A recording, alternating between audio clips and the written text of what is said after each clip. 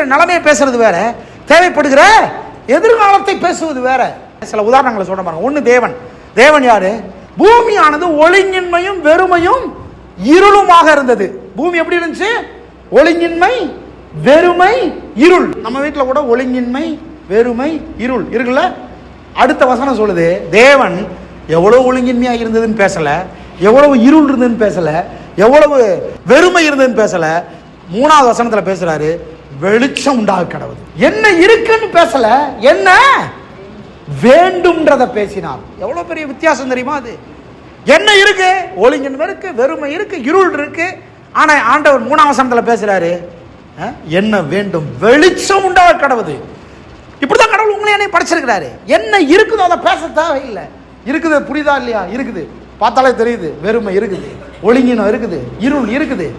நான் சொல்றேன், பைபிளை படிச்சீங்கன்னா தான் என்ன வேண்டும்ன்றத உங்களுக்கு பேச முடியும், பார்க்கவே முடியும். வெளிச்சம் உண்டாக்கடவுன்னு பேசினார், வெளிச்சம் உண்டாயிற்று. ஒழுங்கின்மை, வெறுமை, இருள். மரம், செடி, கொடிகள் உண்டாக்கடவுன்னு பேசினார், அது உண்டாயிற்று. ஒழுங்கின்மை, வெறுமை, இருள். சூரியன், சந்திரன், நட்சத்திரங்கள் உண்டாக்கடவுன்னு பேசினா அது உண்டாயிற்று. ஒழுங்கின்மை, வெறுமை, இருள். ஹலோ, நான் என்ன கேட்குறேன், உங்ககிட்ட இருக்கிற அந்த பிரச்சனை இருந்துகிட்டே இருக்கணுமா? அந்த பிரச்சனை சரியாகணுமா? நான் சொல்கிறேன், பிரச்சனை இருந்துகிட்டே இருக்கணும்னா பிரச்சனையவே பேசிகிட்டு இருங்க. பிரச்சனை சரியாகணும்னா அந்த இடத்துல என்ன வேண்டுமோ அதை பேசுங்கள். என்ன வேண்டுமோ அதை பேசுங்கள். தேவன் பாருங்க, தேவனே அப்படித்தான். என்ன வேண்டுமோ அதை பேசினார். என்ன இருக்குதோ அதை பேசாதீங்க. பக்கத்தில் கைப்பிடிச்சு சொல்லுங்க, என்ன இருக்குதோ அதை பேசாதீங்க. நல்ல முகத்தை பார்த்து சொல்லுங்க, என்ன இருக்குதோ அதை பேசாதீங்க. என்ன இருக்குது? பாக்கெட்டு வெறுமையா இருக்குது, இது பார்த்தாலே தெரியுது இல்ல, அதை பேசாதீங்க, அதை பேசாதீங்க.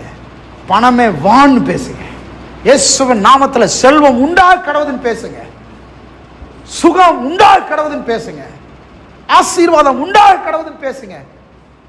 இப்படி பேசலாம் நடக்குமா? அப்படிதான் நடந்துச்சு. பைபிள் அத்தனை பேருக்கு அப்படிதான் நடந்துச்சு. தேவன் வெளிச்சம் உண்டாக கடவுதுன்னு பேசினார், வெளிச்சம் உண்டாயிற்று. என்ன வேண்டுமோ அதை பேச வேண்டும்.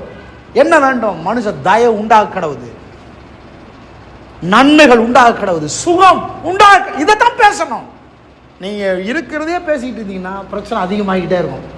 பிரச்சனை அதிகமாகிட்டே இருக்கும். தாவீது இருக்கிறதே பேசுற ஆளா இருந்தாரு ஒரு காலத்துல, ஆனா கொஞ்சம் மாத்திக்கிட்டாரு. கர்த்தர் என் கேடகமும் கர்த்தர் என் துருக்கமும் இருக்கிறார். நான் பயப்படும் நாளில் கர்த்தரை நம்புவேன்.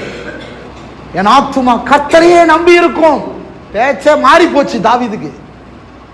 என் ஆத்துமாவே கர்த்தரை ஸ்தோத்தரி, அவர் செய்த சகல உபகாரங்களையும் மறவாதே. பேச ஆரம்பிச்சிட்டாரு. கரெக்டா ஒரு இதெல்லாம் விளங்கிருச்சு அவருக்கு.